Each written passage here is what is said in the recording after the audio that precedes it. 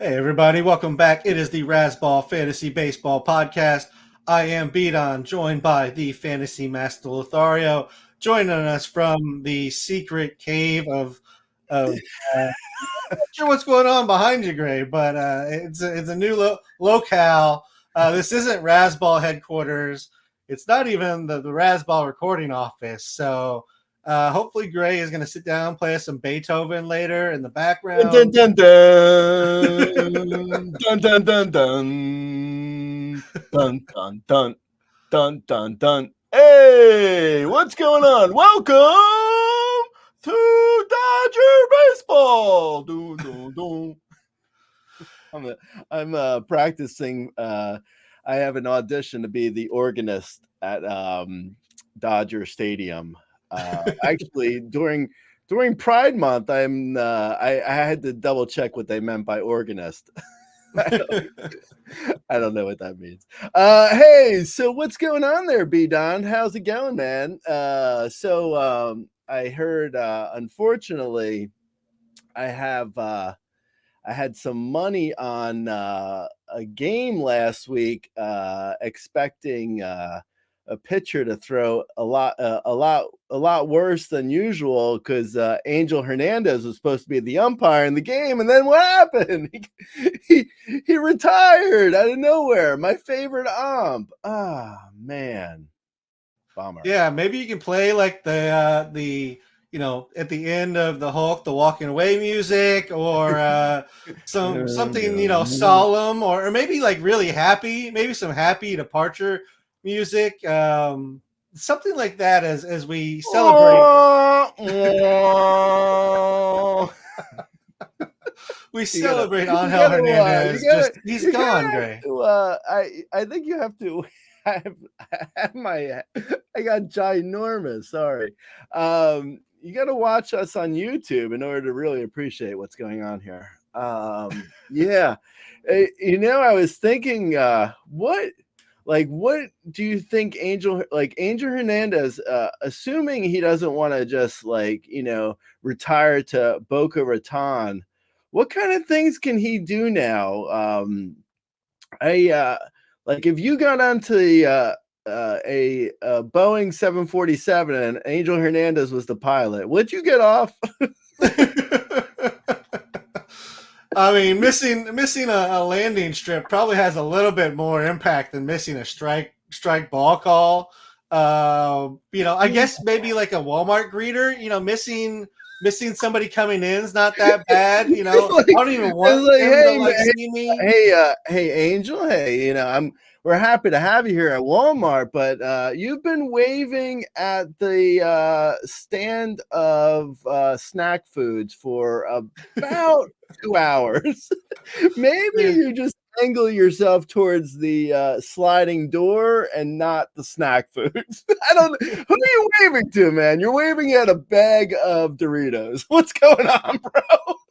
Maybe he should be in a LASIK commercial, Gray. He should go get LASIK. Now that he's done with umpiring, he should go get LASIK and then be a LASIK. Oh my God, that'd be the best. A LASIK commercial, Angel Hernandez. It's like, all right, Angel, how are the new eyes? And he's like, oh my God, I was a terrible ump.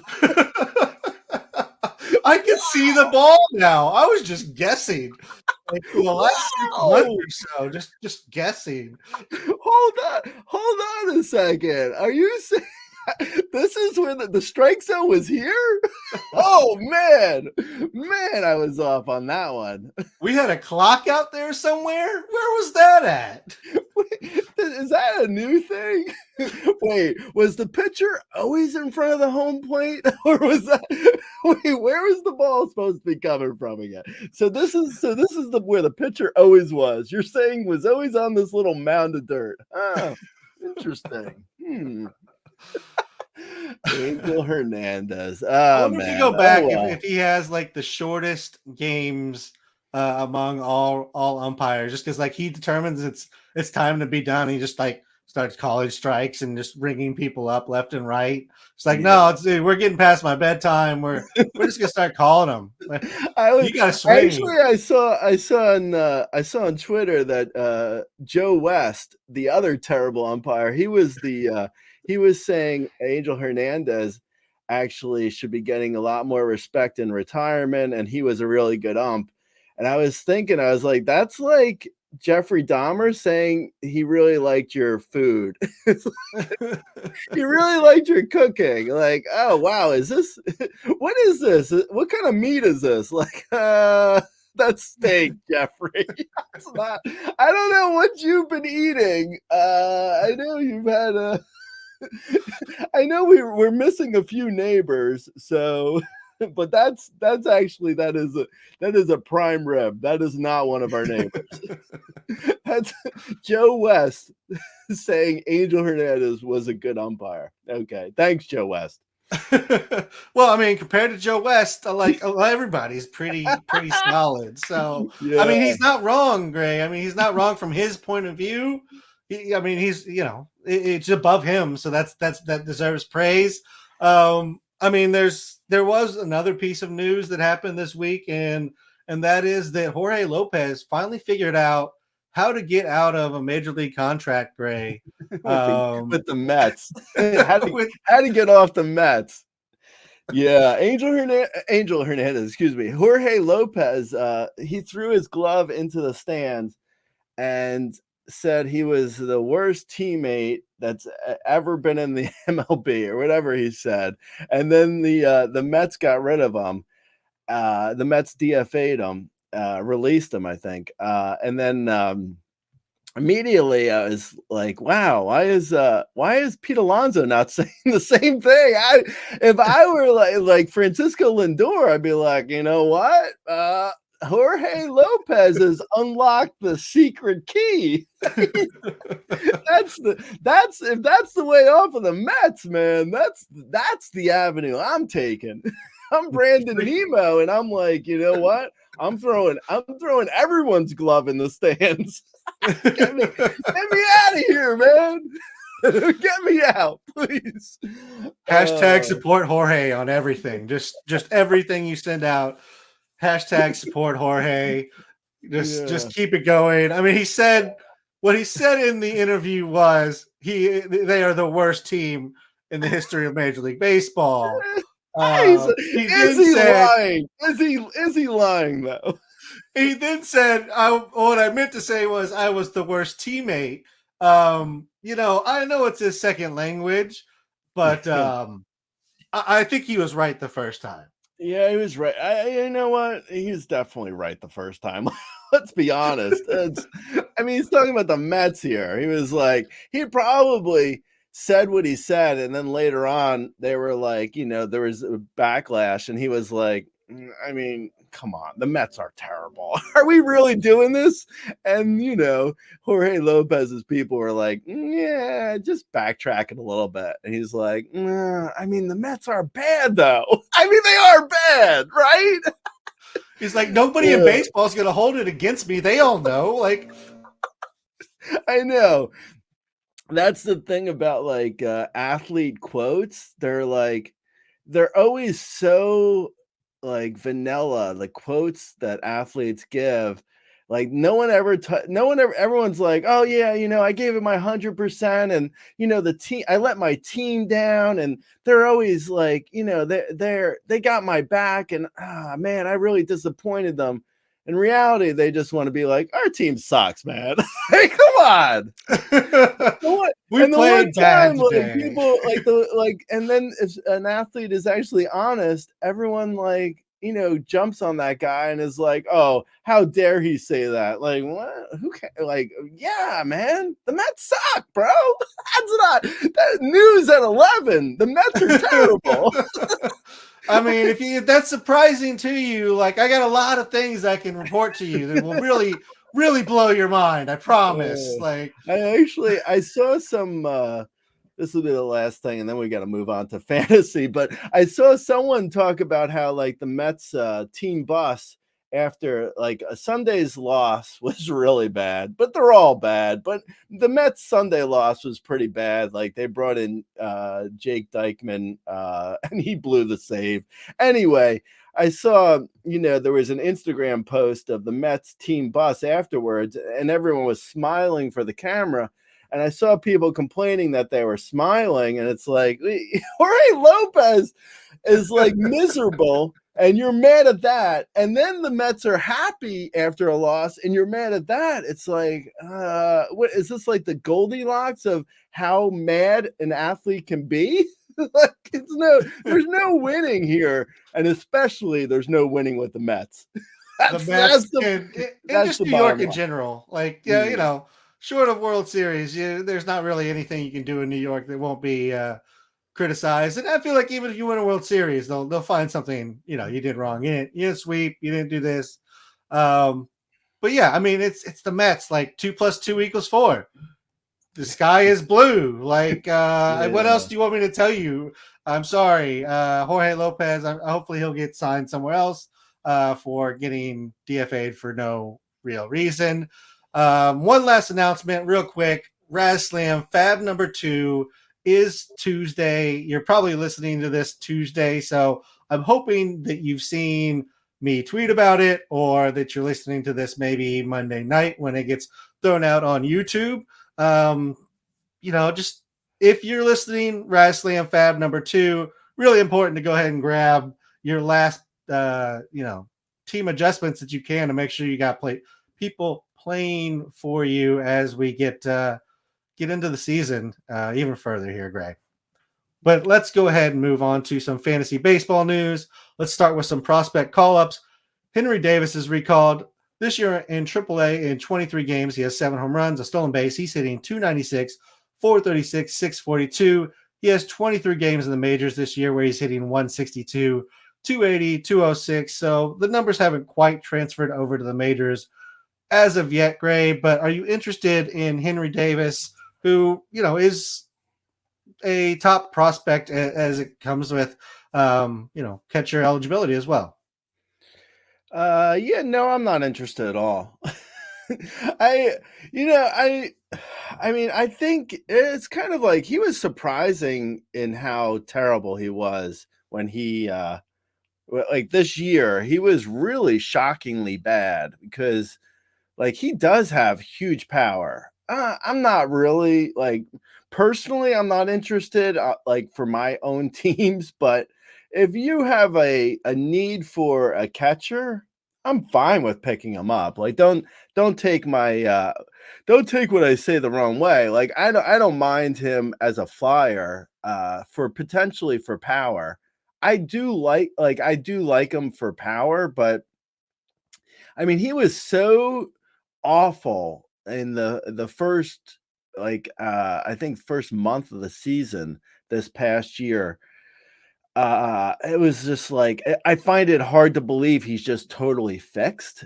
Like, maybe he is. Maybe I'm totally wrong. Like, he might be fixed. I don't know. I just find it hard to believe that someone could be that awful in the beginning of the year and be fixed because he was really bad, like incredibly bad.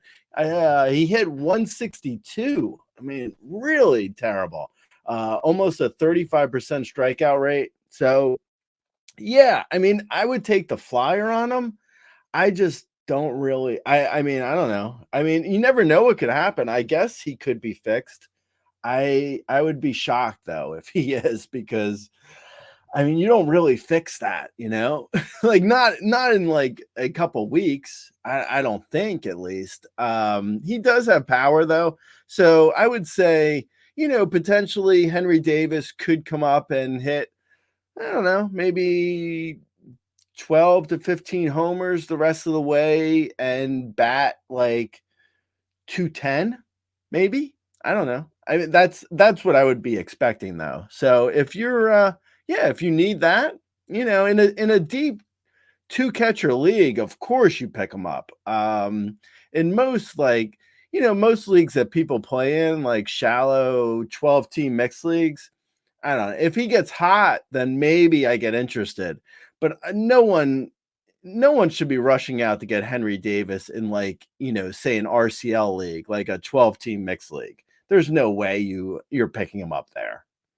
Yeah, so let's go ahead and look at some other catchers here, Gray, and see where he might fit in Would you rather him or recently recalled Joey Bart? Mm, well, Joey Bart's just bad. I don't really have a ton of I don't have a ton of faith in Joey Bart. So and at least Henry Davis has big time power. So I guess I would go Henry Davis. I mean, Bart could end up being better because they're both sort of like coin flips at their stage in their careers. Henry Davis. I don't. By the way, I don't think Henry Davis is going to be awful for his career. I think at some point he could, potentially grow into the prospect that everyone thought he was going to be, and maybe it is this year. But because he does have huge power, Henry Davis can hit 30 plus homers potentially. Anyway, I would go Henry Davis over Joey Bart. Okay. How about Gabriel Moreno, who has been just Really awful? just awful. Yeah, I would probably try Davis over Moreno. Moreno, I think he's been so bad. I mean, Really has. just so incredibly bad, crazy bad, like insane how bad he's been. It's just like I think he might be one of the worst catchers in the league, like who's got an actual job. Like he's been like Martin Maldonado bad. Okay, Yeah. maybe not that bad, but he's been really bad. Yeah, and let's talk about one more, Gray. I mean, this guy's been equally as bad, and he's not even good defensively. So, Keeper Ruiz. Yeah. Actually, I have Ruiz in a few leagues. He's been so miserable too. So disappointing. Like Ruiz and Moreno, just God, man. I was expecting so much more. Ruiz is the guy I always think about when I make fun of the like Dodgers ex prospects. It's like when Dodgers send people away, and I don't know. Sometimes they do turn out, like O'Neal Cruz, for instance. The Dodgers got rid of him, and he's, obviously he's decent. But Keibert Ruiz, just not good. Just not good at all. I would go Ruiz over Davis, though, still. But yeah, man, I don't honestly know what's going on with Ruiz. Ruiz has been incredibly awful. He really has. I think it's just more evidence you don't invest in catcher year to year because they just this kind of thing happens. I don't think Ruiz is going anywhere. There's nobody pushing him for his job, so I think I'm with you that I would stay with Ruiz. But that's literally the only reason. If you told me Henry Davis, was up to stay, I'd probably go in that direction just to try something else because whatever Ruiz is doing is not working. Let's move over to Connor Norby, who was called up, Gray. This is actually one who I don't think I've actually seen it as an official move, but it's kind of announced that they're going to do it from multiple places. Them being the Baltimore Orioles. Norby this year in AAA had 51 games in AAA, 9 home runs, 7 stolen bases, hit 286, 374, 510, had a 30% K rate and an 11.3% walk rate. I will say the K rate is abnormally high for him. He's not really had that high of a K rate, even in his time last year in AAA, which was a bigger, sample size. Where you at on Connor Norby, who was kind of an honorable mention for Itch on his preseason Orioles prospect ranking list. But to be fair, the Orioles prospect ranking list was very stacked. Yeah, seriously. The Orioles prospect list is like all top 10 prospects. I mean Norby looks like I would first of all I would pick up Norby in most leagues just to see potentially if he comes up and he's hot. my biggest issue with Norby is probably Mateo. Jorge Mateo is going to the IL supposedly to make room for Norby. So, and I think it's going to be a 7-day IL because of a concussion, potentially. So it's hard to know if that's like going to be a week-long thing, or I forget who it was, but someone cracked him on the helmet in the batter's box with their Cedric bat. Mullins. Yeah. Yeah, Cedric Mullins. That's right. Yeah. The first contact Mullins has made all year. As a Mullins owner, I can attest to that. Yeah. So anyway, but it's hard to know how long, 7-day IL stints could be 7 days, or it could be, a month or more. I don't know how bad like Mateo actually is. So yeah, I mean, I would grab Norby just to see, but if Mateo's back in a week, because like if he passes all concussion protocols and he feels fine in a week, then I'm assuming Norby just gets sent right back down, right? So yeah, I mean, don't drop anyone who's really that worthwhile. My other issue with Norby is in the minors in AAA this year, his K's really skyrocketed.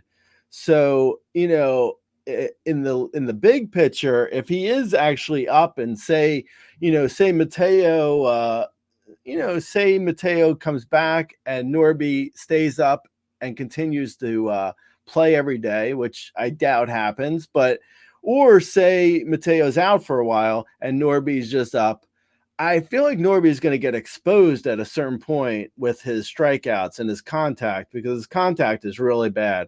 With all that said, I mean, he does have good power and good speed, and I would grab him in every league just to see what happens. But again, I would just be aware that it may be a really short stint for him in the majors.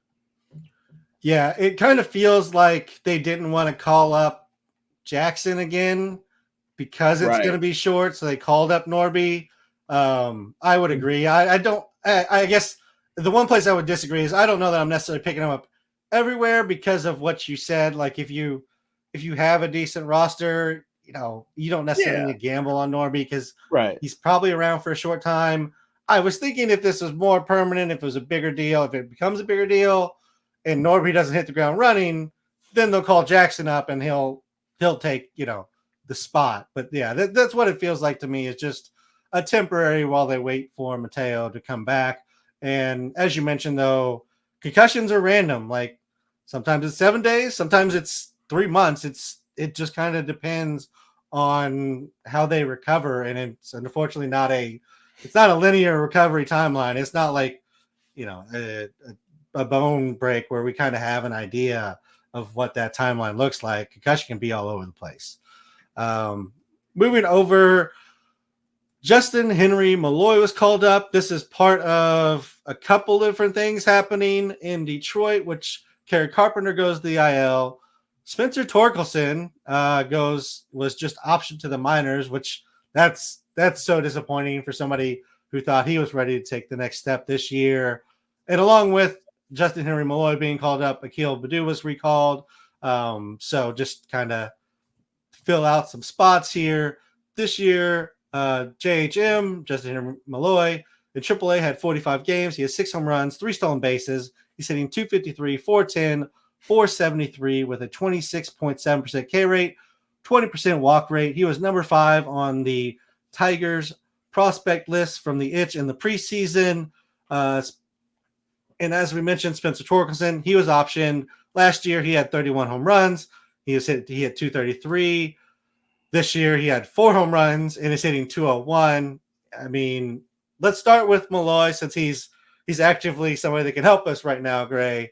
Where are you at on Malloy? Where does he kind of fit versus maybe Norby in the pickup listing? And then we'll talk about Torque. Yeah, so I would say I was just looking up Torkelson. Yeah, Malloy, I mean, he looks to me like a three true outcome guy where, his walks are going to be great. His strikeouts are going to be bad. And he potentially has huge power. Yeah, I don't, if a Torkelson doesn't get right in the minors like this is so unlike the Norby call up where the Norby one where I was saying he might only be up for a week. Malloy looks like he could be up for the rest of the year potentially. It depends on what he does and what Torkelson does in the minors and it really depends on Malloy mostly. Like if Malloy hits, I think he's up for good. So Malloy is probably the safest bet for the pickup. Like he has, potential 35 homer power, could potentially chuck in like maybe 5 to 7 steals. His average could bottom out depending on how, what his contact looks like in the majors, in the minors at, near 27% strikeout rate in AAA.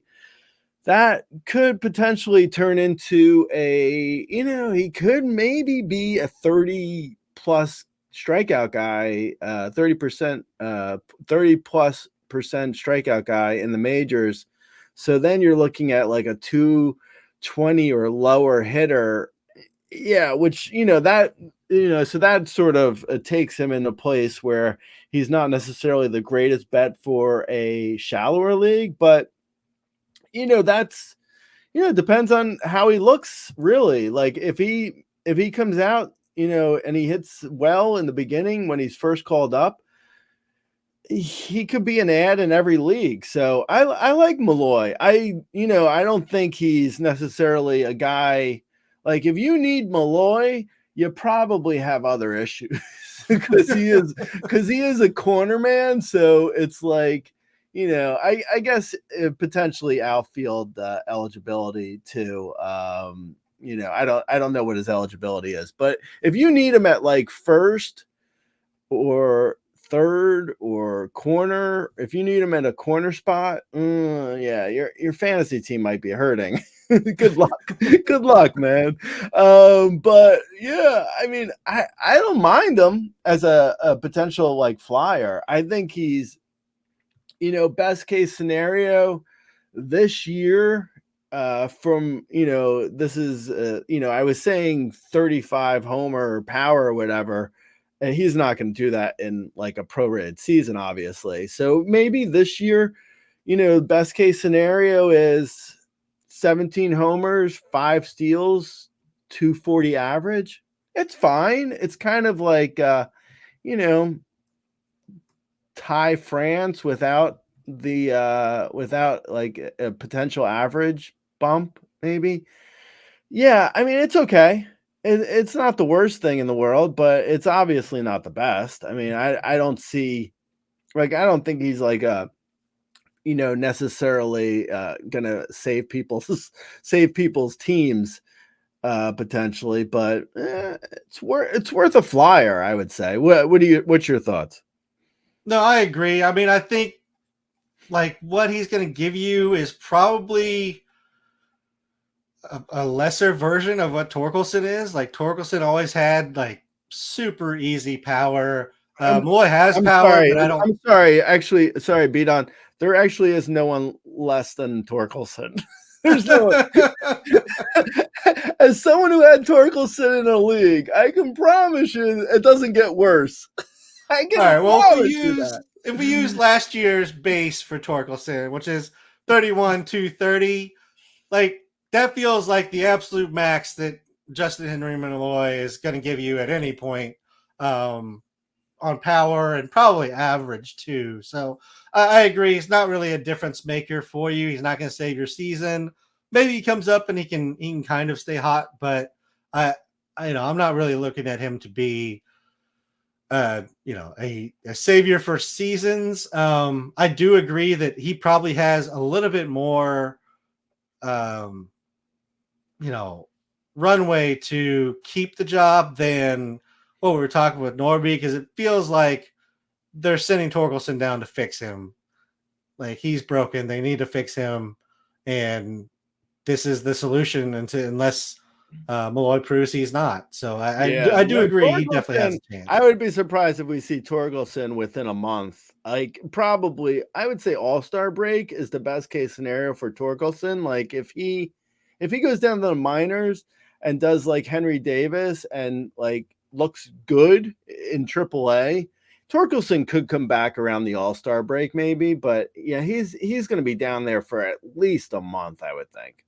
Yeah, I mean, if he goes down for a month and hits 10 home runs, it'll be hard to ignore that. But barring that happening, yeah, I would say All-Star break. I agree. That's probably he's been so bad. I saw someone said Torkelson was like, the worst OPS for a first baseman in like history, aside from like one other player. It's like something really bad, like incredibly bad. Like Torkelson, incredibly bad.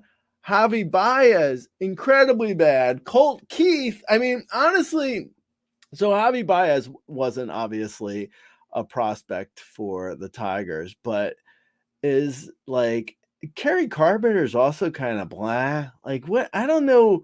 Like the Tigers, I have questions about the Tigers and their ability to either like mold top prospect hitting. I mean their pitching is good. They figured out what to do with prospect pitchers, but they're prospect hitters. Like I don't know. I mean Riley Green, I guess, is good. Ish. he's got some issues, but for the most part, it's pretty good. I don't know, man. I got questions on Torkelson because I'm old enough to remember when Torkelson came up, people were convinced he was gonna be like a 40 plus homer guy and hit 270 plus every year, right? I'm not like I didn't make that up in my head. Like I remember Torkelson was like a huge prospect. Yeah, I mean just massive easy power. I mean he crushed like in college. He didn't miss. Like he just smashed everything in college. He flew through the minors. I mean, he went through all three levels in a year and just I mean, the averages weren't great, but like he just easy power wherever he went. I mean, we saw the easy power still last year, but I think we're seeing the swing and miss and maybe some of the the lack of hitting development and pushing him that fast, which I'm usually a fan of. You get him higher in the organization, there's usually better coaching. But yeah, he needs to go figure out the gap in his swing right now because it's just bad. I mean, he's just hard hits down over 10 points. Average exit velocity is down 3 points. Launch angle's up almost 4 degrees. He had a 55% fly ball, a 36% ground ball. He had a 9.1% line drive. That is the worst line drive rate among all qualified hitters, Gray. It was bad. And that's in a league with Javi Baez. Yeah, I mean, on a team with Javi Baez, you like look down. Hard. You're like, it's incredibly hard to be the worst hitter in the Tigers lineup and not be named Javi Baez. It's incredibly hard. It's not an easy feat, man. No, honestly, the crazy thing is with Javi Baez, he's got a 19% line drive. His line drive rate's 10% better than Torkelson. I mean, Javi Baez looks like Tony Gwynn compared to Torkelson. there's some names. How does Javi Baez have one homer on the year? Like, oh my God, man, what happened? Honestly, what happened to Javi Baez?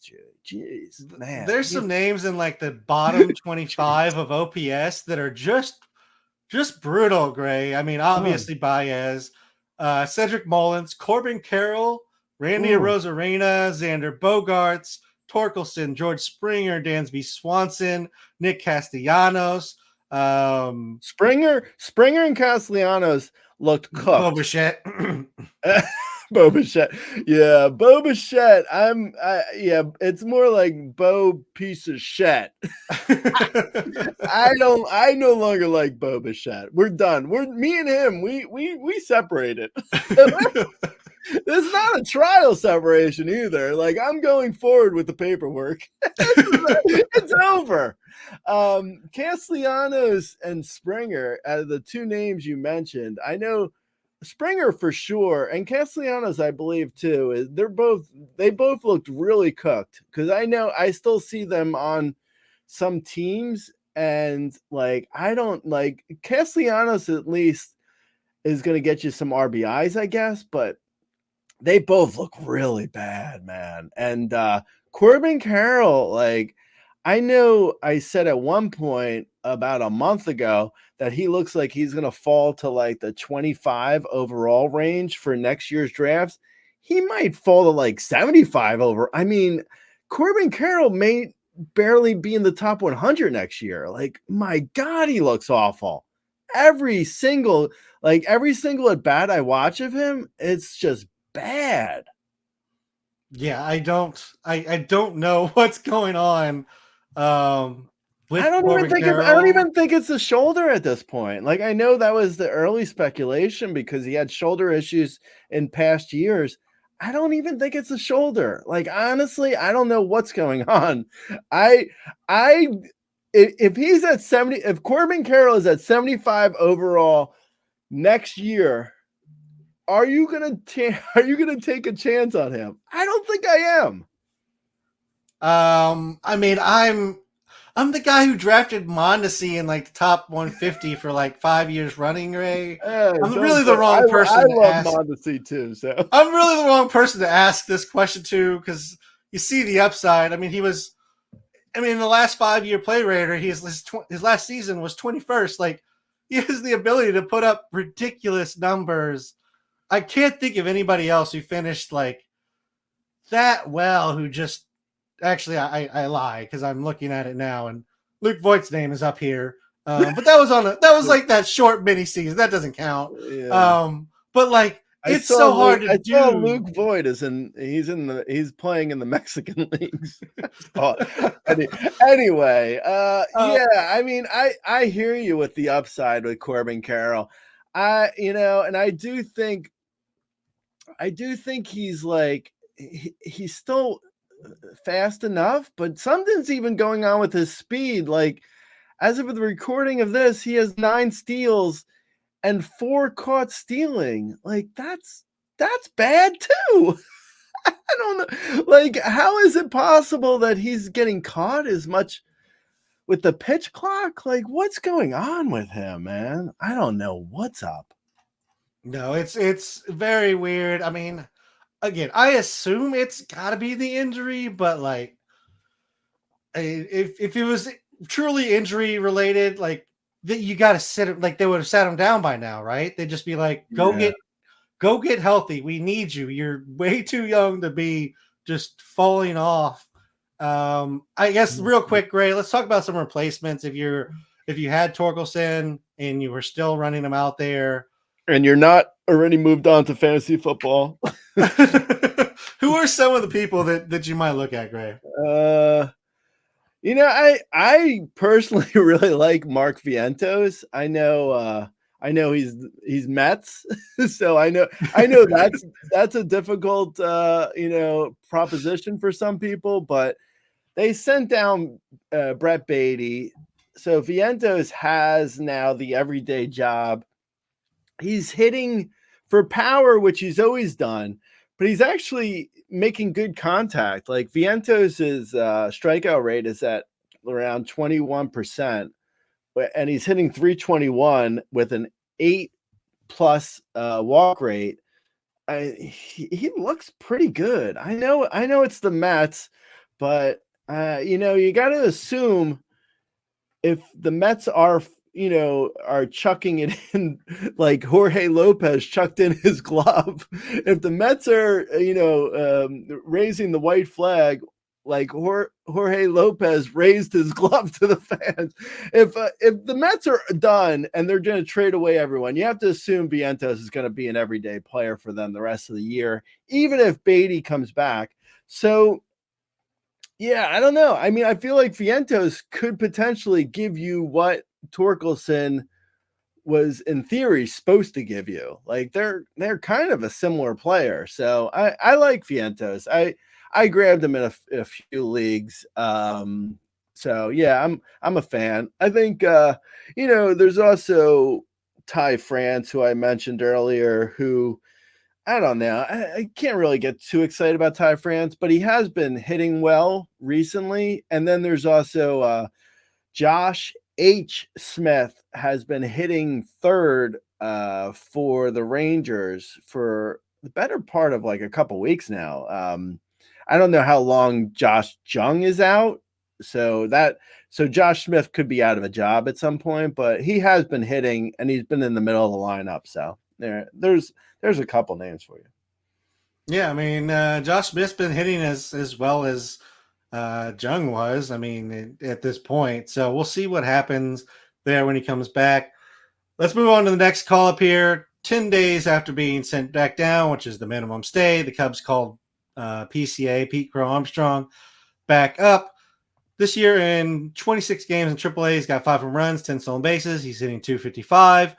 In 27 games in the majors, he has a home run, 7 stolen bases, and he's hitting .246. The Cubs also demoted Nick Madrigal, finally promoted David Bodie. But the question I have for you is PCA finally going to get playing time, or is this just another, the same thing he's been doing, which is just kind of filling in?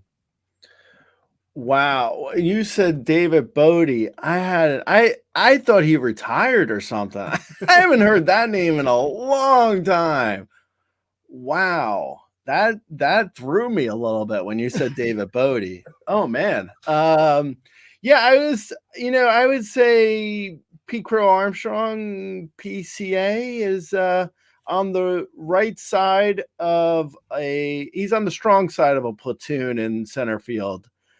I like him for steals. I put in a few waiver wire claims for him this past year. This past week.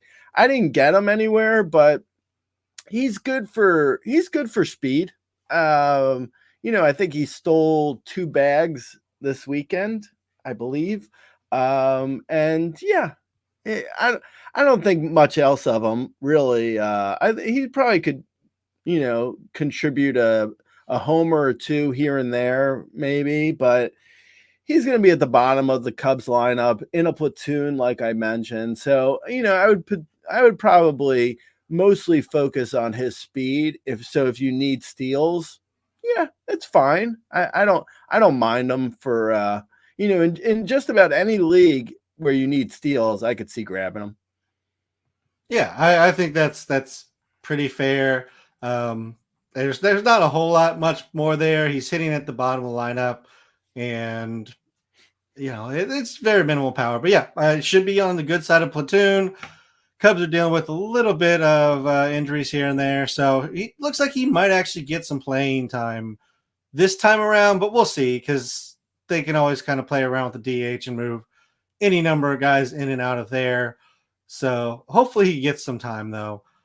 Let's talk about some the top player, Gray. Obviously, we talked about Ronald Acuna Jr.'s injury at the top of last week's show, but it was very fresh, and we didn't know he was necessarily going to miss the entire season, which we now know. Juan Soto, Jose Ramirez had a couple of really big couple weeks these last couple weeks, along with Aaron Judge and some others. Who is the new number one, though, Gray, as we start looking at, June rankings moving forward? Like, if you're trading for a number one, you want the best player in the game moving forward. Who is that? Yeah, I don't know. As one of our a frequent commenter, Vin Wins, and he was talking in the comments the other day about how like it's kind of a wide open race right now for the top of the Razzball Player Rater, and it's true. It's like there's a good like 7 to 10 players that could be the number one player this year, potentially. I think, if I had to bet, I'd probably take Gunnar Henderson just because he's got power and speed. He's on like something like a crazy pace of like 50 homers, 20 something steals. Like he's not hitting for the best of averages, but yeah, I mean, Gunnar Henderson looks amazing. I think, you can't ever rule out Ohtani just because of the power and speed potential and the average really too. So yeah, I mean, it's crazy to think back and like, I'm sure we gave some, terrible advice about Aaron Judge in April because man, he looks incredible ever since like, May 1st hit. I think Aaron Judge has got to be, he's on pace for probably close to 60 homers. So yeah, I mean, he's got to be definitely in the running too. Yeah, I don't know. It's so funny that like to think about the people, narratives in spring training. Just a few of the names that I've just mentioned, like Ohtani was supposedly going to get suspended because of gambling. And he was injured. Aaron Judge was supposedly injured to the point where he wasn't going to be worth his draft pick. Seriously, people were saying this. I didn't make this up. Somehow no one wanted Juan Soto. I don't know. I remember drafting Juan Soto in my Raz Slam league at like 12 overall, I think. And it's like in a points league, no less. Like it's crazy. There's a reason why I'm like top 30 overall in the Raz Slam, and Juan Soto has a big part of that. Yeah, I mean, there was just so many, like no one real, like I know for a fact there was people in the comments in the preseason talking about how like, I didn't really want Kyle Tucker. It's like, yeah, he's pretty good too. Kyle Tucker's pretty good. People didn't really want him though. No one wanted Jose Ramirez. By the way, he was going at like, I think on average, like between 12 and 15 overall. No one really wanted Jose Ramirez. It's just so funny that like in the preseason, I know people forget about that as soon as opening day happens, everyone forgets about like the 3 months of preseason. But if you remember, like everyone was so like, if you had Acuna, like if you had the number one overall pick and you, with Acuna, everyone else in the draft would be like, well, I mean, the number one pick with Acuna is just so much better than the number one guy is going to win in every league, right? Like that was, I mean, I know everyone was like, it was like, take the number one pick and who cares about any other pick in the draft? Like, it was basically like when people were setting their KDS, it was like Acuna and then everyone else for like the first 15 picks. And meantime, it's kind of like this every year, to be honest. Like, and that it never, like people they convince themselves in the preseason that, the number one pick is like is such a huge advantage. And rarely does the number one pick just like, repeat. I mean, it's like that every year too. I remember off the top of my head, Vlad Jr. coming off of his number one season. Everyone was like, oh God, Vlad's easy top 5 pick, Aaron Judge last year coming off of his 60 plus homer season. Everyone was like, oh wow, Aaron Judge, you gotta draft him high. And he had a disappointing year last year. Acuna this year, it's just, baseball's hard. It's unpredictable. Yeah, and I know we talked about it at least at some point because I remember saying it. It's really hard to repeat number one. It's probably not going to be Acuna, but to put anybody else there after the season he had just seemed, it seemed Looney Tunes. I mean, well, yeah, I mean, also like, it's like we were saying before with like Corbin Carroll. It's like, how does like, if you're in the preseason, you're looking at Corbin Carroll, you're thinking like, okay, at worst, I'm getting 15 homers and 50 plus steals. Like that's at worst. You're like, I'm at worst getting that. And now it's like, if I get 10 homers and 30 steals, I'll be so happy. It's also like Matt Olson. It's like at worst he's hitting 40 plus homers at worst, and it's like where's is Matt or Austin Riley? Like, oh my god, there's so many guys that just feel like totally locked in. Oh, by the way, the guy you hate every year that you finally came around on this year, Freddie Freeman, he's not good anymore. Yeah, he finally took that step that I knew it was coming. I told everybody it was coming for years. I told everybody it was coming. No, I mean he's still hitting. I mean Freddie's still hitting 293. I think he's like the sixth best first baseman. He's been, he's been fine. Like he hasn't been.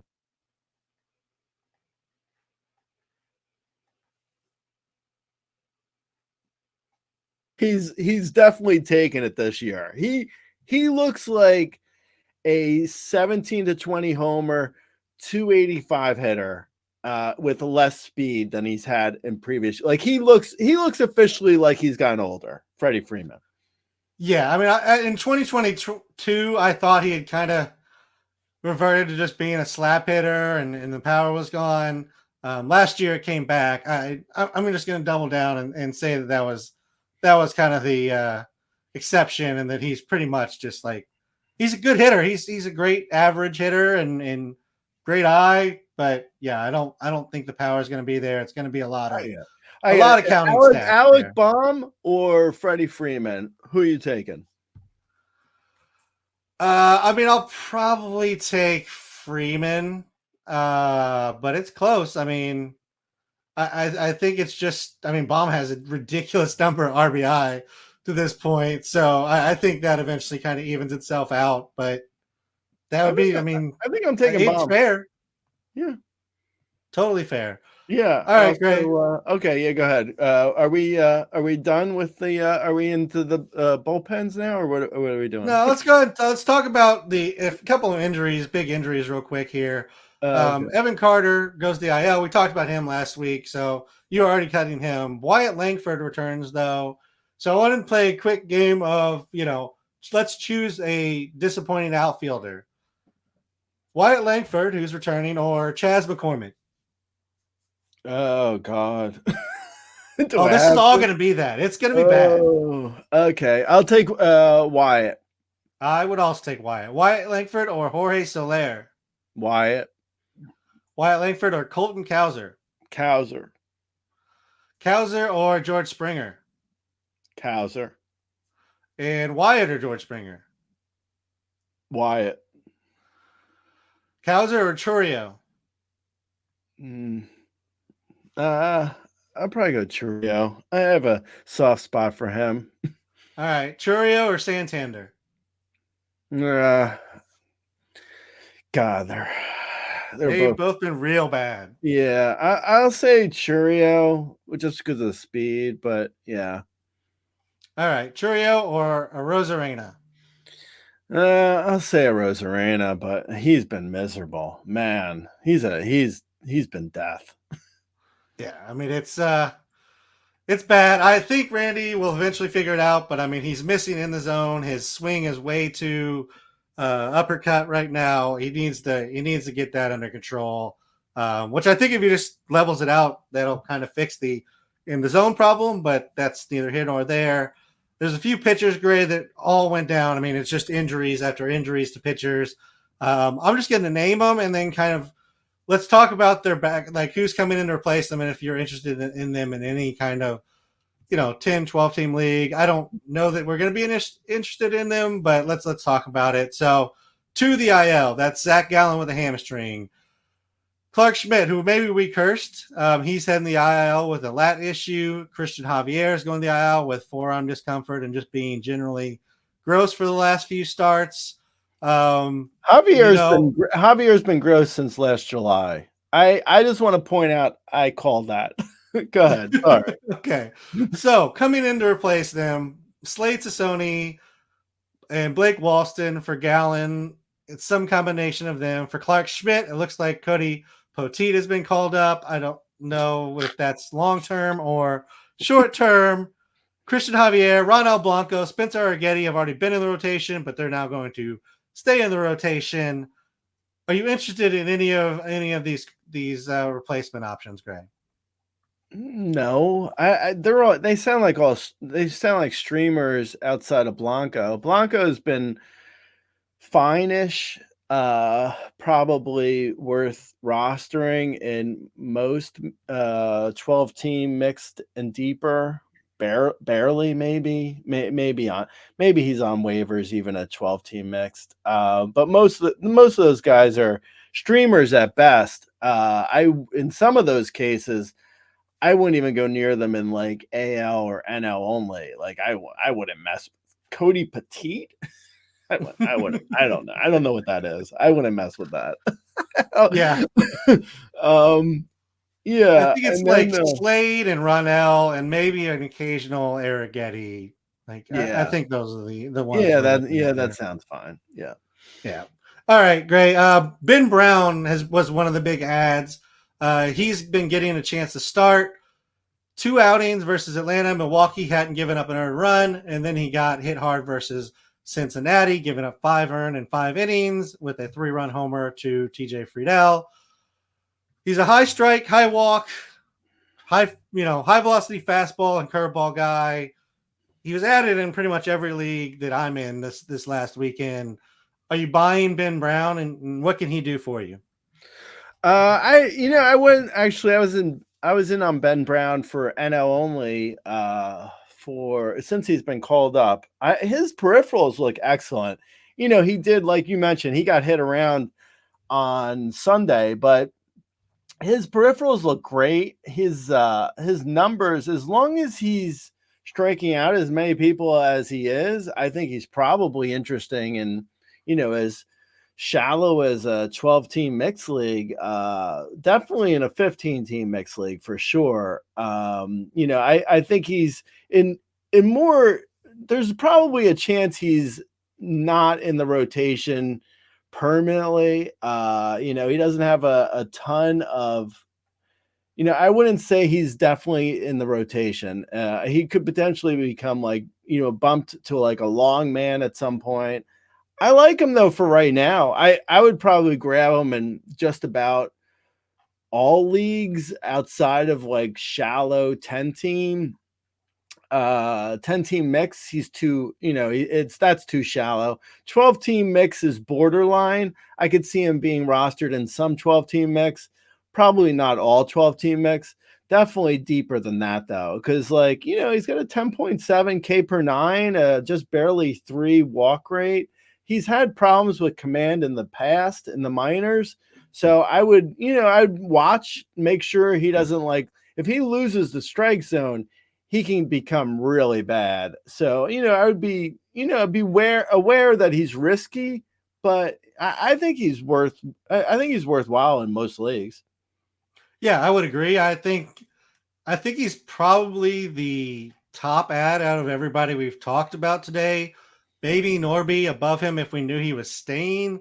But I think for now, Ben Brown would probably be the top ad, regarding or ignoring all position and needs and everything. At least that's the way it seemed to play out across most of my fab that I saw. Mm-hmm. All right, great. Let's go ahead and move over to the bullpens. There's a couple of big IL moves. We talked about Jordan Romano's struggles last week, and now he's heading to the IL with inflammation in his elbow. So hopefully you picked up Yimi Garcia. Are you interested in anybody else there in Toronto? Well, Chad Green has been solid. I don't know if he's really going to see that many saves. I think he's probably the second option. So it depends on how deep your league is. Yimi Garcia has been great. He did give up, I think, 1 run on Sunday in a save chance, but yeah, I mean, he's been good otherwise. I think he's probably the go-to guy. Maybe a 70-30 split between him and Green, and maybe Pearson maybe sees a save or two. I think Romano's probably not. And he's probably not in a good place. If he was on, the IL with an elbow issue in April and then came back, was back for what, 2-3 weeks, maybe a month, and then had to go back to the IL. I don't know. That doesn't sound good to me. I would imagine that Romano's just about basically going to be not good for the rest of the year. Probably needs a long IL stint. If not a long IL stint, maybe surgery. I mean, I don't know. You can't have elbow issues and then come back and then, just pitch again and everything's fine. And then you have more elbow issues. A recurring elbow issue is that for a closer, no less. I mean, I don't know, man. Hopefully he's okay. I wouldn't put money on it though. I wouldn't be shocked to see Yimi Garcia be like Hector Neris type level of closer valuability. Valuability, is that a word? I would say Yimi Garcia could be as good as Hector Neris, maybe better, potentially. I don't really love Neris, so don't get me wrong. I'm not I'm not saying a guy who I think is great, but Alexis Diaz or Yimi Garcia, I would still go Diaz. Hector Neris or Yimi Garcia, they might be a toss-up. It depends. If Yimi Garcia runs with the job and Romano's elbow is as bad as I think it probably is, then, Yimi Garcia could be a top 15 closer potentially. Depends on how much, how good he does, how much they use him in the closer role versus just in middle relief. But it's too early to say right now how valuable Yimi Garcia is going to be, but he could be very valuable. Yeah, he definitely could be, and especially if it is serious with Romano. The MRI didn't reveal anything structural, but as you mentioned, it seems to be a recurring issue. So it feels like there's a longer absence coming. They pushed him a little hard. They're going to sit him out, make sure he's healthy. This time around, he's not exactly young, 31. So we'll see what happens here with Toronto. It's also not really seeming like it's their season. So they may be in a sell mode anyways and just wait for him to come back healthy. Right. Yeah. Or, in a sell mode could potentially mean Yimi Garcia gets traded to, I don't know, the Padres or something and works as the eighth inning man behind Suarez, and the Blue Jays just mix and match the ninth inning with whoever's left potentially. Yeah. Yeah, absolutely. I mean, that could go in any number of ways if the Blue Jays truly do start to sell. And Yimi, or if Romano somehow gets back, could both be on the block. Let's move over to that organization we talked about before, Gray, and the Mets. I mean, I feel like we've talked about this one the last few weeks, but Edwin Diaz officially to the IL. I don't know if that was necessarily set in stone last time we talked about this situation, but he's going to the IL, right shoulder impingement, and I mean, we've been talking up Reed Garrett for a month straight. Yeah. Yeah. In fairness to the people now, in retrospect, in fairness to the people who dropped Reed Garrett last week, he hasn't been great in May. And Reed Garrett's May ERA wasn't great. He did come back to earth a bit in May. And he's not even necessarily locked into the ninth inning for the Mets. Outside of Reed Garrett, though, I wouldn't speculate any deeper. Altavino or Dykeman could potentially see saves, but I wouldn't speculate that deep with the Mets. I would try Reed Garrett if I really need the saves, try Reed Garrett. And if it doesn't work out, then I would just lose Reed Garrett. I wouldn't try anyone else, at least at this point. If Altavino rattles off like 5 saves in like a week or 10 days or something, that would mean the Mets have won 5 games, which seems completely ridiculous. But I'm saying, though, if Altavino looks like he becomes the man, maybe we reevaluate and go that way. But as of right now, I would say Reed Garrett or nothing. Yeah, I mean, everybody in that bullpen's been pretty freaking horrendous recently, as you mentioned, including Garrett, who, I mean, he got lit up in, I think, 2 outings. I think he had a really bad one versus the Giants and then maybe another one. Other than that, he's been good. But, yeah, I mean, if you had him in there for those, then you certainly didn't like what he gave you for numbers-wise in May.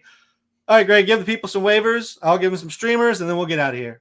Okay, cool. So we mentioned PCA, Pete Crow-Armstrong earlier. So he's someone, who's someone who I picked up in our RCL league. I picked him up in a 15-team mixed league. TJ Friedel. He was, obviously he was injured a bunch this year so far, but if he's healthy, there's no reason why TJ Friedel should be on waivers. Like, he could potentially be a top 30 outfielder the rest of the way. I would absolutely grab him. Like, he's going to be at the top of the Reds lineup every day. He has power and speed. Love TJ Friedel. Jason Dominguez is supposedly going to be returning soon. So I guess now is the time to stash him. I just don't know how the Yankees plan on working him into the lineup unless like he does some sort of platoon with like Giancarlo and Verdugo. I don't know. I'll be interested in seeing it. I think he should be rostered in most leagues because he is probably coming back soon. Anyway, so Edmundo Sousa has been hot. Playing, nearly every day. Hunter Renfroe has gone hot. Donovan Solano, I think he was hitting around like 450, 500 in the last week. Something crazy.